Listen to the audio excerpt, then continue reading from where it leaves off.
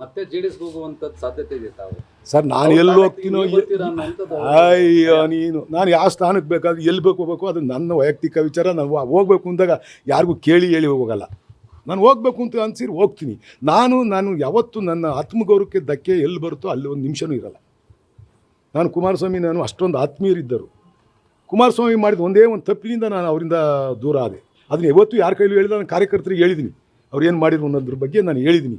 ಯಾವುದೇ ಒಬ್ಬ ಸ್ವಾಭಿಮಾನ ಇರೋ ವ್ಯಕ್ತಿ ಜೊತೆಲೇ ಇಟ್ಕೊಂಡು ಕುತ್ತಿಗೆ ಕುಯ್ಯೋ ಕೆಲಸ ಮಾಡಿದಾಗ ಯಾವತ್ತೂ ಅಲ್ಲಿರಬಾರ್ದು. ಯಾವತ್ತಿದ್ರೂ ಅವ್ರಿಗೆ ಬೆನ್ನಿ ಚೂರಿ ಹಾಕೋ ಕೆಲಸ ಮಾಡೇ ಮಾಡ್ತಾರೆ. ಆ ರೀತಿ ಆ ಪ್ರಶ್ನೆ ಅವ್ರು ದೊಡ್ಡವರು. ಅವರು ಯಾಕೆ ನನ್ನಂಥ ಸಣ್ಣ ಮನುಷ್ಯ, ನನ್ನಂಥ ಸಣ್ಣ ವ್ಯಕ್ತಿನ ಅವ್ರು ಕ್ಷಮೆ ಕೇಳಿ ಅಂತ ನಾನು ಬಯಸೋದೇ ನನ್ನ ದೊಡ್ಡ ತಪ್ಪು. ಅವೆಲ್ಲ ಅವ್ರು ದೊಡ್ಡದಾಗಿ ಬೆಳೆದಿರ್ತಕ್ಕಂಥವ್ರು ಈ ರಾಜ್ಯದ ನೋವಿದೆ, ದ್ವೇಷ ಇಲ್ಲ ಅವ್ರ ಮೇಲೆ. ಇಲ್ಲ ಅವ್ರಿಗೆ ಹೇಳಿದ್ದೀನಿ, ವಿಚಾರ ಹೇಳಿದ್ದೀನಿ. ನಾನು ಅಲ್ಲಿಂದ ತಲುಪಿಸೋಕು ಅಲ್ಲಿ ತಲುಪಿಸಿದ್ದೀನಿ. ಅದೆಲ್ಲ ಬಿಡು, ಅದು ಯಾಕೆ ಸುಮ್ಮನೆ ನೋವಿಲ್ಲ ಯಾಕೆ ನೋವು?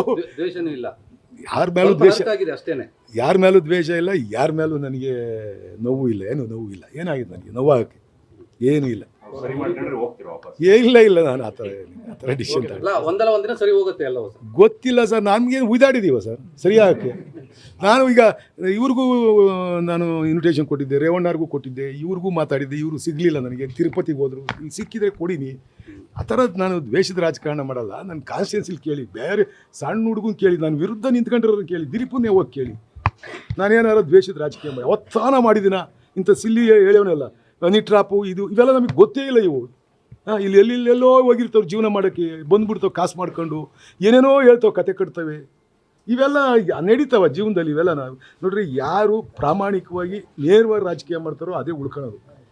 ಇದರಿಂದ ನಾನು ಅಧಿಕಾರ ಗಳಿಸ್ತೀನಿ ಅಂತ ಅಂದ್ಬಿಟ್ರೆ ಅದು ಭ್ರಮೆ ಅವ್ರದ್ದು. ಯಾವನ ಮೇಲೋ ಏನೋ ಅಪಾದನೆ ಮಾಡಿಬಿಟ್ಟು ಅನಿಟ್ರಾಪ ಅಪಾದನೆ ಮಾಡಿ ಮತ್ತೊಂದು ಮಾಡಿ ನಾನು ಅಧಿಕಾರ ತಗೊಂತೀನಿ ಅನ್ನೋದು ಭ್ರಮೆಲ್ಲ ಅವ್ರು ಅಷ್ಟೇ. ಹೋಗ್ಲಿ, ಜನದ ಹತ್ರ ಹೋಗಲಿ. ಅವ್ರಿಗೆ ಅಧಿಕಾರ ಕೊಟ್ಟರೆ ಅವರು MLA ಆಗ್ತಾನೆ, ನನಗೆ ಕೊಟ್ಟರು ನಾನು ಆಗ್ತೀನಿ. ನನಗೆ ಭಯ ಆಗ್ಬಿಡುತ್ತೆ. ಎಲ್ಲೆಲ್ಲೆಲ್ಲೆ ಓದ್ಸ ಅವ್ನು ತಾಡ್ರೆ 3rd ಪ್ಲೇಸು. ಇನ್ನು ದಿಲೀಪ ಇನ್ನು 2nd ಪ್ಲೇಸಾಗ ಅವ್ರಿ ಅಲ್ವಾ? ಇವ್ನಿಗೆ ಹೆದರ್ಕೊಂಡ್ಬಿಟ್ಟಿದ್ದೀನಿ ನಾನು. ನನಗಿನ್ನ 20,000 ಓಟ್ ಹಿಂದಿರೋನಿಗೆ ನಾನು ಹೆದರ್ಕೊಂಡು ಗಡ ನಡೀತಾನಂತೆ. ಬಂದುಬಿಟ್ರೆ ಕಾನ್ಸ್ಟಿಟ್ಯೂನ್ಸಿಲಿ ಮುಂದೆ ಏನೋ ಆಗ್ಬಿಡುತ್ತೆ. ಏನಾಗುತ್ತೆ? ನಮ್ಮ ಅಪ್ಪೇನು ಸಾಯತಕ್ಕ MLA ಆಗಿರುವಂಥ ಬರ್ದವ್ರೆ ಇಲ್ಲಿ ಹುಡ್ಸವ್ರ ನನ್ನ. ಜನ ಎಲ್ಲಿಂದ ತಗ ಮಾನ್ಯತೆ ಕೊಡ್ತಾರೋ ಅಲ್ಲಿಂದ ತಗ ಇರ್ತೀನಿ. ಜನ ಬೇಡ ಹೋಗು ಅಂತಂದರೆ ತೋಟಕ್ಕೆ ಹೋಗ್ತೀನಿ. ತೋಟಕ್ಕೆ ಇದರಲ್ಲೇ ನಾನು ಕೇಳಿಲ್ಲ ಸರ್, ಯಾರಿಗೂ ಕೇಳಿಲ್ಲ. ನ್ಯೂಸ್ ಫಸ್ಟ್ ನಿರ್ಭೀತಿಯಿಂದ ನಿಮ್ಮ ಪರವಾಗಿ.